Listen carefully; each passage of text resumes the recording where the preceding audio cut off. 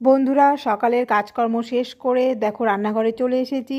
আর আজকে যেহেতু শনিবার, তো বাড়ির সবার ইচ্ছে আজকে খিচুড়ি খাবে। তো দেখো সবার কথা মতো আজকে রান্নাতে দেখো সব সবজি দিয়ে, এখানে ফুলকপি, আলু, টমেটো সব কিছু বাদবাকি সবজি দিয়ে দেখো খিচুড়ি বসিয়ে দিয়েছি।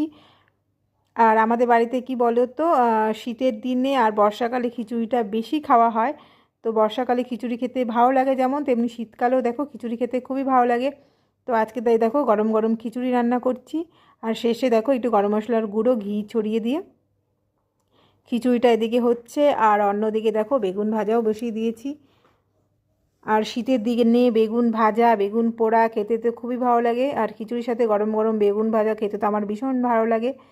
তো রান্নাবান্না হচ্ছে। তো চলো ভিডিওটা আজকে এখানেই শেষ করছি। আর ভিডিওটা কেমন লাগলো অবশ্যই সবাই কমেন্ট করে জানিও। তো এই দেখো বেগুন ভাজা মোটামুটি হয়ে গেছে, ওদিকে খিচুড়ি হচ্ছে। Tata, bye bye.